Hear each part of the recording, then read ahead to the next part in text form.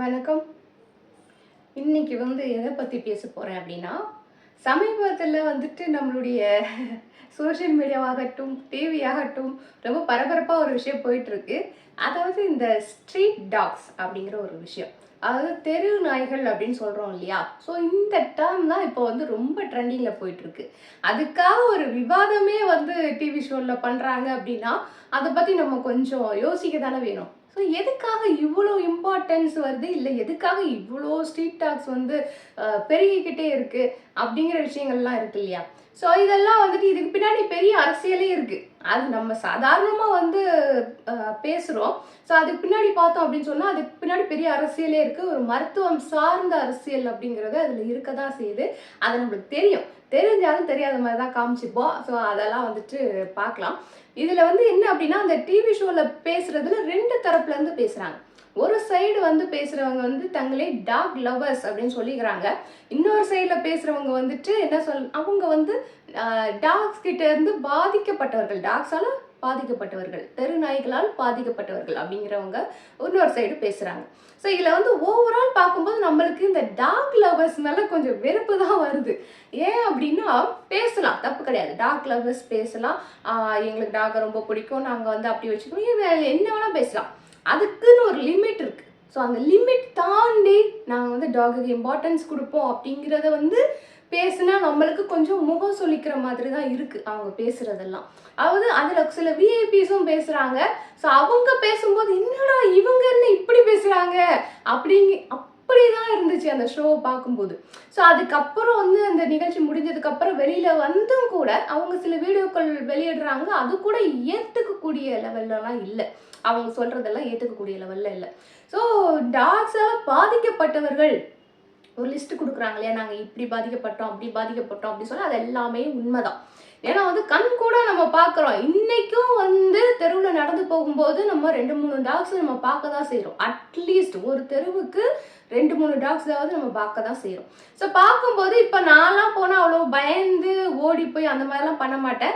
அது பாட்டுக்கு அது வேலையை பார்க்கட்டும், நம்ம பாட்டுக்கு போயிட்டு வருவோம் அப்படிங்கிற மாதிரி, இருக்கிற இடம் தெரியாமல் இருந்துட்டு போயிடணும் அப்படிங்கிற மாதிரி நான் பாட்டுக்கு போய் நான் பாட்டுக்கு வருவேன், அவ்வளோதான். இதை தாண்டி ஒரு டாக் என்னை கடிக்க வந்துச்சுன்னா எனக்கு என்ன பண்ணணும்னே தெரியாது. இது வரைக்கும் அந்த மாதிரி நடந்தது. சின்ன வயசுல ஒரு நாள் நடந்தது. அதுக்கப்புறம் அந்த மாதிரிலாம் நடக்கலை. அப்போ கூட கூட்டு போய் ஊசிலாம் போட்டு விட்டாங்க. அதெல்லாம் பெரிய கதை. ஸோ அதுதான், அதாவது என்ன அப்படின்னா, ஒரு டாக் உங்களை கடிச்சது அப்படின்னு சொன்னா அதுக்கு ப்ரிகாஷன் அப்படின்னு சொல்லிட்டு நிறைய இருக்கு. ஸோ ரேபிஸ் அப்படின்னு சொல்லிக்கிட்டு ஒரு வியாதி சொல்றாங்க. இது ரொம்ப கொடுமையான வியாதி கூட. அந்த வியாதி பத்தி நம்ம ஃபர்ஸ்ட் தெரிஞ்சுக்கணும். இந்த ஸ்ட்ரீட் டாக்ஸ், அந்த டாக் லவ்வர்ஸ் அப்படின்னு சொல்லி பேசுறாங்கல்ல. ஸோ இவங்க எல்லாருமே ரேபிஸ்னா என்ன, அது எதுக்காக வருது, எப்படிப்பட்ட சிம்டம்ஸ் இருக்கும், என்னெல்லாம் பண்ணும் அப்படிங்கிறத நம்ம முதல்ல தெரிஞ்சுக்கணும். இது கொஞ்சம், அதாவது கிட்டத்தட்ட இந்த ரேபிஸ் அப்படிங்கிறது கேன்சர் மாதிரி தான். நம்ம கேன்சர் ரொம்ப கொடுமையான வியாதி அப்படின்னு சொல்றோம். ஸோ அதே மாதிரி தான் இந்த ரேபிஸையும் நம்ம சொல்லணும். ஏன்னா ஒரு ஸ்டேஜ் வரைக்கும் உங்களுக்கு எந்த சிம்டம்ஸுமே இருக்காது. அதாவது சீரியஸ் கண்டிஷன் போகிற வரைக்கும் உங்களுக்கு எந்த சிம்டம்ஸுமே இருக்காது. கேன்சர் கிட்டத்தட்ட அப்படிதான். சீரியஸ் கண்டிஷன் போகிற வரைக்கும் உங்களுக்கு எந்த சிம்டமே தெரியவே தெரியாது. ஸோ அது இந்த 3rd ஸ்டேஜ் போயிடுச்சு, 4th ஸ்டேஜ் போயிடுச்சுன்னா தான் உங்களுக்கு அந்த சிம்டமே தெரியும். ஸோ அந்த மாதிரி தான் இதுவும். ஸோ இதில் என்னன்னா, அந்த வியாதி முத்தி வரும் பொழுது தான் இதுக்கு மேலே இதிலேருந்து நீங்கள் தப்பிக்கவே முடியாது அப்படிங்கிறப்ப தான் அந்த சிம்டம்ஸ் கொஞ்சம் கொஞ்சம் கொஞ்சமாக காமிக்க ஆரம்பிக்கும். ஸோ நீங்கள் அப்போ போய் நீங்கள் டாக்டரை கன்சல்ட் பண்ணால் கூட உங்களுக்கு பிரயோஜனம் இல்லை அப்படின்னு வந்துடும். ஏன் அப்படி வரும் அப்படின்னு சொன்னால், நீங்கள் ஃபஸ்ட்டே ப்ரிகாஷனாக அந்த ரேபிஸ் இன்ஜெக்ஷன்லாம் இருக்கு இல்லையா, ஸோ அதெல்லாம் ஃபஸ்ட்டே போட்டிருக்கணும். ஒரு டாக்கு கடிக்குது, இல்லை அதோடைய வாயில் இருக்கிற எச்சில் ஏதாவது ஒரு ரூபத்தில் உங்களுக்கு புண்பட்ட இடத்துலையோ இல்லை ஏதாவது ஒரு கீரல் பட்ட இடத்துலையோ உங்கள் பிளட்டில் அதோடைய எச்சில் கலந்துருக்கு அப்படின்னு சந்தேகம் வந்திருக்கு அப்படின்னா உடனே போங்க அந்த ரேபிஸ் இன்ஜெக்ஷனை போட்டுக்கோங்க. ஸோ அதுலேருந்து அப்படி தான் தப்பிக்க முடியும். அந்த இன்ஜெக்ஷன் போட்டுக்கிட்டீங்கன்னா ஓரளவுக்கு யூ ஆர் சேஃப்.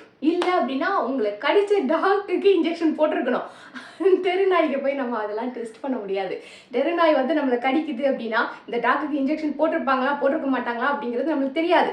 ஸோ நம்ம சேஃபாக நம்ம போய் இன்ஜெக்ஷன் போட்டுக்கணும். அதுதான் வந்து புத்திசாலித்தனம். ஸோ இது வந்து ப்ரிகாஷனாக நம்ம பண்ணக்கூடிய விஷயங்கள். ஸோ ஒரு வேளை டாக் கடிச்சதுன்னா அப்படின்றத வந்து நம்ம யோசிச்சு பண்ணக்கூடிய விஷயங்கள். ஒரு டாக் தான் உங்களை கடிக்குமா அப்படின்னா அதுக்கெல்லாம் கேரண்டி கிடையாது. ஒருத்தர் வந்து கடிச்சாருன்னா சுற்றி நிறைய பேர் வந்து இருந்து கடிச்சு உங்களை வச்சு செஞ்சுட்டு போகிறதுக்கு நிறைய வாய்ப்புகள் இருக்குது. ஏன்னா என்னோட ஃப்ரெண்ட்ஸுக்கு நடந்திருக்கு. ஒரு பையன் வந்துட்டு ரோட்ல நடந்து போயிட்டு இருக்கான். ஒரு டாக் வருது. ஒரு டாக் வந்தோடனே அதை வந்து விரட்டி விடுவாங்கல்ல. ஸோ கடிக்கிறதுக்கு வந்திருக்கு, இவன் விரட்டி விட்டான். விரட்டி விட்டுட்டு தப்பிச்சுட்டு நடந்து போயிட்டு இருக்கான். நடந்து போயிட்டு ஒரு 10 அடி தூரம் போகிறதுக்குள்ள பார்த்தா ஒரு 4-5 டாக்ஸ் அந்த விரட்டி விட்டால அந்த டாக் கூட சேர்ந்து ஒரு 4-5 டாக் வந்து அந்த 4-5 டாக்கும் சேர்ந்து அந்த பையனோட காலில் கடிச்சு கோதறி அடுத்த நாள் ஹாஸ்பிட்டலில் அட்மிட்டடு. இது உண்மையாக நடந்த சம்பவம். எனக்கு தெரிஞ்ச பையனுக்கு நடந்த சம்பவம். ஸோ இது வந்து அந்த பையன் இப்போ நல்லா தான் இருக்கான். ஸோ அப்போவே ஊசியெல்லாம் போட்டு இன்ஜெக்ஷன்லாம் போட்டு ஓரளவுக்கு வந்து 2 நாள் ஹாஸ்பிட்டலில் இருந்து எனக்கு வந்து டாகெல்லாம் கடிச்சிடுச்சு. அது ரொம்ப பயந்துட்டான் அந்த பையன். ஸோ எனக்கு இது டாக்லாம் கடிச்சிடுச்சு, எனக்கு என்னவோ ஆக போகுதுன்னா அதெல்லாம் ஹாஸ்பிட்டலில் 2 நாள் வச்சிருந்து அந்த பையனை தேர்த்தி இன்ஜெக்ஷன்லாம் போட்டு அதுக்கப்புறம் கூட்டு வந்தாங்க. ஸோ இதெல்லாம் நடந்தது. அண்ட் எனக்கே கூட நடந்திருக்கு. நான் கடிச்சது கிடையாது, பட் டாக் வந்து துரத்தி இருக்கு. ஸோ அந்த மாதிரி விஷயங்கள்லாம் நம்ம லைஃப்லேயே நடந்திருக்கு. ஸோ இதெல்லாம் ஓவரால் பார்க்கும்போது என்ன சொல்கிறாங்க அப்படின்னா, இந்த டாக் லவ்வர்ஸ் அப்படிங்கிறவங்க என்ன பண்ணுறாங்க அப்படின்னா, அதை அப்படியே விட்டுருங்க. அது அங்கங்கே இருக்கட்டும், அது அங்கங்கே வாழ்ந்துட்டு போட்டோம். அப்படியெல்லாம் விட முடியாது. நம்ம காட்டில் சிங்கம் புலி அதெல்லாம் வாழுது. சரி, அதுவே வந்து ஊருக்குள்ளே வந்தால் நீங்கள் விட்டுட்டு சும்மா இருப்பீங்களா? அது தெருவுக்கு வந்தால் நம்ம தெருவுக்கு போக முடியாது. அந்த மாதிரி தானே. ஸோ டாகும் அந்த மாதிரி தான். இப்போ வந்து எந்த டாக்கு எப்போ கடிக்குதே சொல்ல முடிய மாட்டேங்குது. ஸோ அந்த மாதிரி இருக்கும்போது பெரிய பெரிய ஆட்கள் நம்மளே பயப்படுறப்ப தான் சொன்ன அந்த பையனுக்குலாம் வந்துட்டு கிட்டத்தட்ட 30 வயசு நெருங்கிட்டான் அந்த பையன். ஸோ அந்த மாதிரி ஒரு 26, 27 வயசு பையனும் வச்சுக்கோங்களேன். ஸோ அந்த மாதிரி இருக்கும்போது அந்த பையனுக்கே பயப்படுறான் அப்படின்னா, ஒரு ஸ்கூல் படிக்கிற பொண்ணோ ஸ்கூல் படிக்கிற பையனோ அதை வந்து ஒரு 4 டாக் வந்து சுற்றி நின்று கடிக்க வரும்போது அவங்க எப்படி வந்து ரியாக்ட் பண்ணுவாங்க? யோசிக்கணும்ல.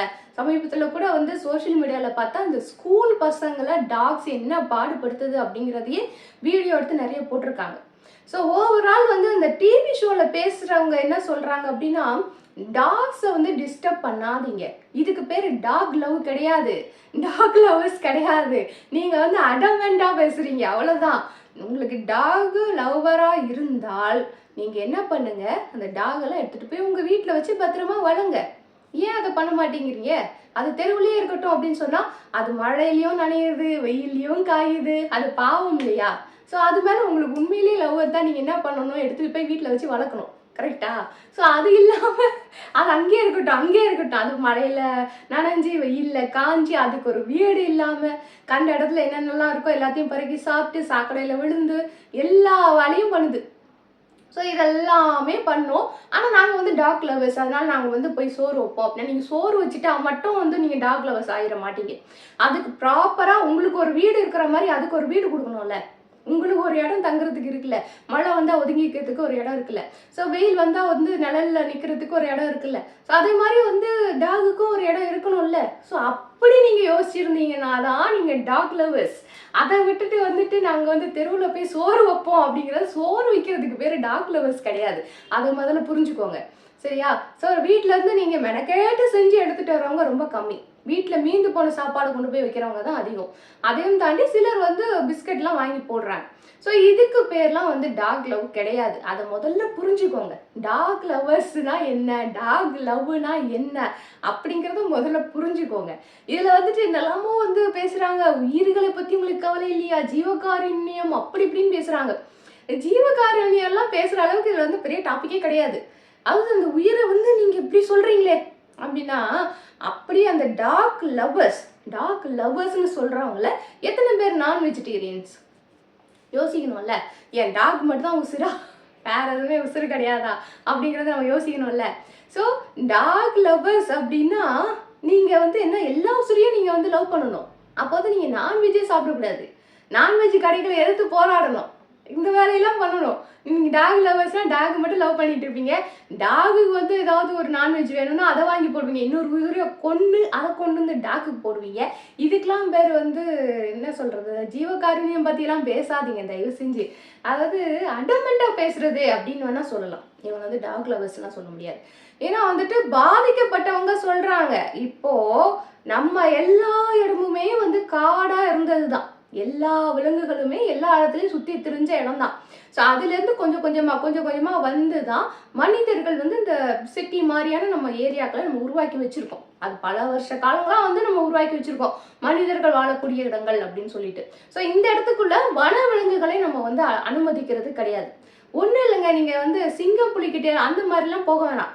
இப்ப கோயில்ல ஒரு யானை இருக்கு, பாகன் இல்லாம அந்த யானை தனியா ரோட்ல நடந்து வந்தா எத்தனை பேர் அதை வந்து ஜீவகாருண்யத்தோட பாப்பீங்க சொல்லுங்க? பார்க்க மாட்டோம்ல, பயந்து ஓடுவோம்ல. யானை தனியா வருதுடா, நம்மள தூக்கி போட்டு துவைச்சிட போது ஓடுங்கடா அப்படின்னு ஓடுவான்ல. ஸோ அது அந்த மாதிரி இருக்கும்போது டாக் மட்டும் எப்படி நீங்க அலோவ் பண்றீங்க? அந்த மாதிரி எனக்கு அது புரியவே இல்லை அந்த கான்செப்ட். டாக் அப்படிங்கிறதும் அதுவும் ஒரு அனிமல் தான்.